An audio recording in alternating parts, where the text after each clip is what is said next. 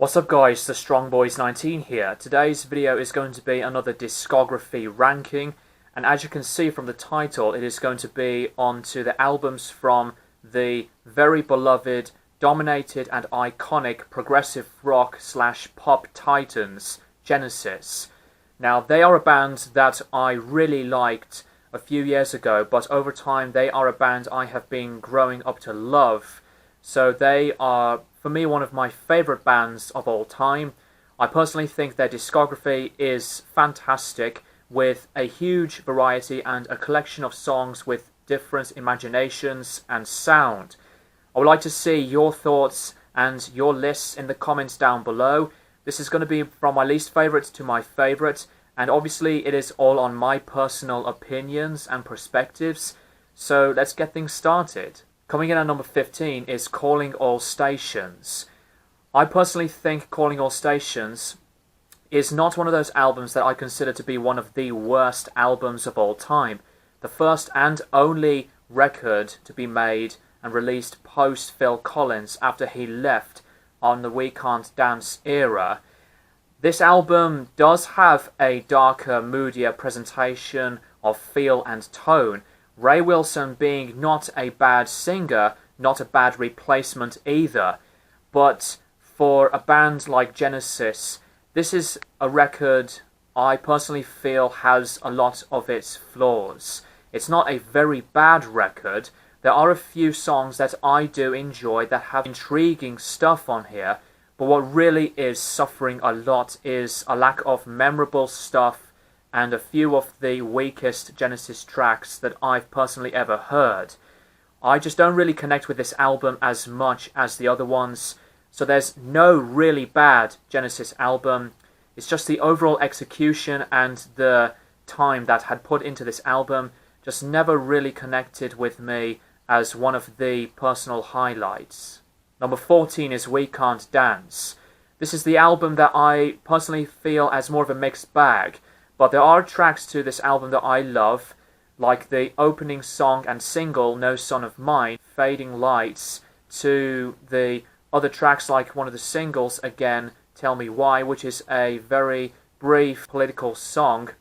But again, like Calling All Stations, there are a few weaknesses on the album that falls flat, that drags the overall length of the album more and more over time, with some more filler-driven songs that I never really cared for. And also, Jesus He Knows Me is one of my least favourite Genesis tracks overall.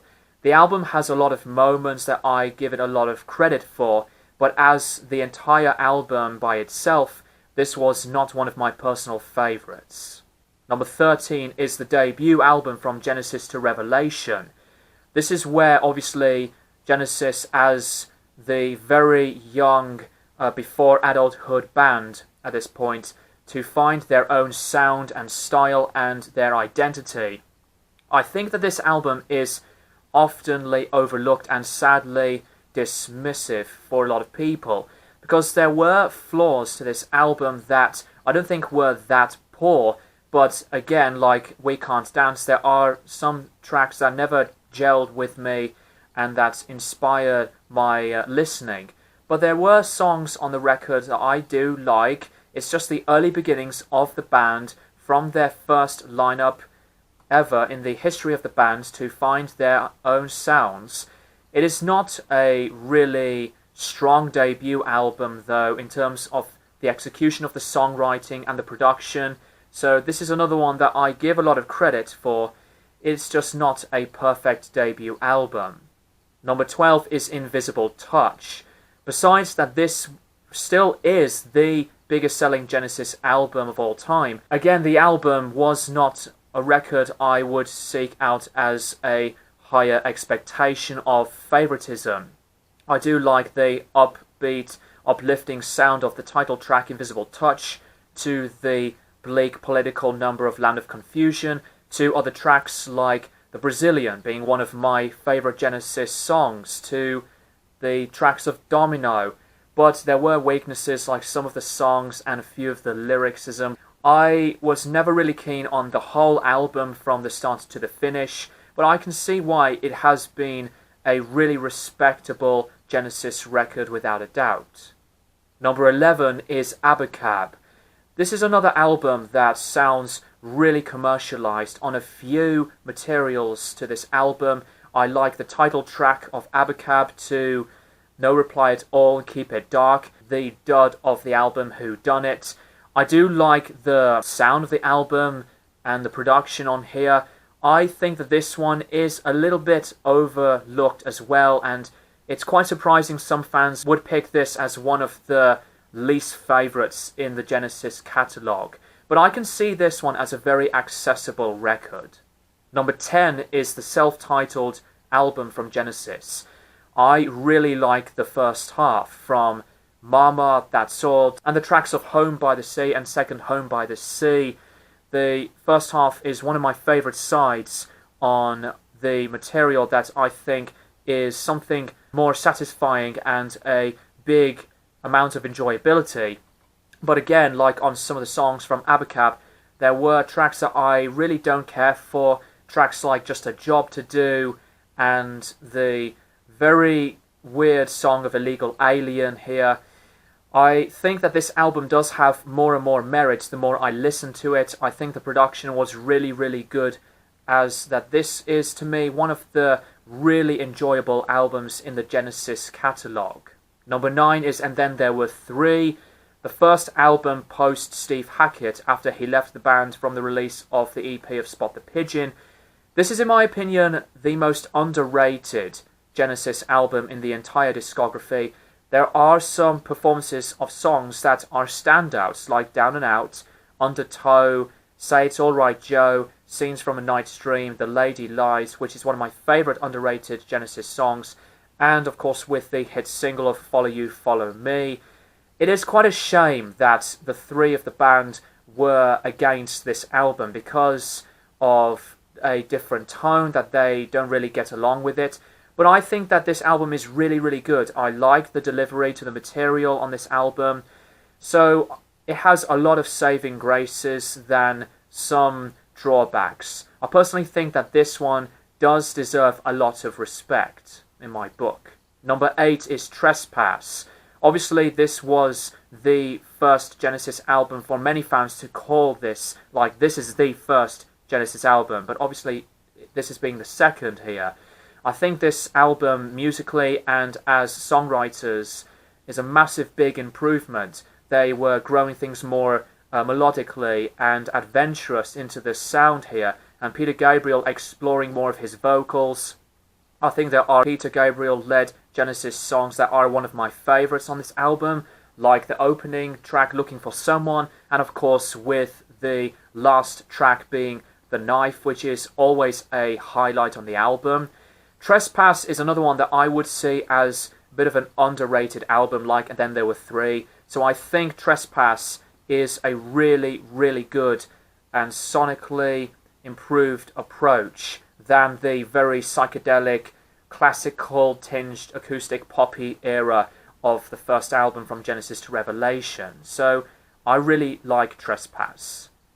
Number 7 is Wind and Wuthering. I think this one post eras of Peter Gabriel, and obviously from the very diverse and the wildest sounds. This album musically and as it sounds in production is something much more mellow and really bright sounding. And for this one to be the finale for Steve Hackett, one of the most beautifully arranged song structures I've heard from any Genesis album. Really good performances, and of course with the instrumentation and with Phil Collins' vocals here. To me, not as strong as The Trick of the Tail, but as the follow-up to that album, really good as well as Trespass. Number 6 is Duke. I personally connect with this one so much more to call this the best poppy-sounding Genesis album. I know there is a bit of a progressive poppiness feel to this album, but this album has its own nature, its own confidence. And what I love about the sound of this album is it's full of very strong, memorable pieces of music. Misunderstanding, Behind the Lines, to Duke's Travels, Turn It On Again. I can see why Tony Banks would cite this as his favourite Genesis album, optimism feel to it. There's a lot of great stuff to dive into this album, so I'm really still surprised that Duke is one of my favourite records overall from the band here. This is one of those albums that I would definitely put on and still have a great time with. Number 5 is Nursery Crime. Nursery Crime is, to me, a really heavily focused and growing sound of Genesis. The debut with Phil Collins on drums and backing vocals and Steve Hackett on the guitar work. This is the sound that I really got to love more and more over time. Contains one of my favourite Genesis tracks, like the monster opening track of the musical box, The Return of the Giant Hogweed, to other underrated gems on this album like Harley Quinn and For Absent Friends, the first Genesis song to be written from Steve Hackett, and the last track, very King Crimson inspired, so I can see why some people would call this as a classic. I really think this is one of the standouts in terms of any progressive rock bands that is forming their own passageways and their own identities of any style of music. Number 4 is The Lamb Lies Down on Broadway. I think this is one of the strangest concept albums I've ever heard from Peter Gabriel's creative and imaginative mind. This one, again, like Nursery Crime, contains tracks that I adore immensely. The title track to the Carpet Crawlers, the Colony of Slipper Men medley to It, and even some of the instrumentals on the second half can be very experimental. But I think the first half of this album is absolutely phenomenal. What I love about the album as well is the stunning musicianship, with one of Banks's best playing as well as Phil's drumming, to the characteristic exploratives of Gabriel as a lead vocalist. For this one to be the last with Peter, I wouldn't see this as a disappointment, obviously, because this is a really different yet unusual take as a concept. The Lamb Lies Down on Broadway is still remaining as one of my high favourite Genesis records. Number 3 is A Trick of the Tail. If Peter Gabriel had left the band after The Lamb, they have continued on strongly once again as a follow-up to continue on as a band post Gabriel, and they put out this masterpiece. A Trick of the Tail is, for me, the best Collins-led Genesis album. The songwriting is absolutely beautiful and full of potential to really cite these songs as crafted and so awe-inspiring. The apocalyptic song of Dance on a Volcano, to the instrumental last track, Los Endos, to some of Phil's most beautiful singing on Entangled, to Ripples. I think this kind of scenario and scenery of this album and the way these lyrics were written, they could still easily pull things off with a big bang after Gabriel's departure.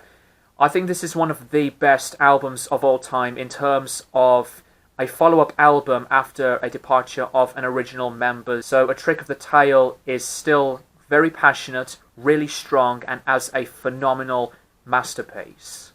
Number 2 is Foxtrots. This is, to me, where they have found themselves in the preparation and presentation of who they have become.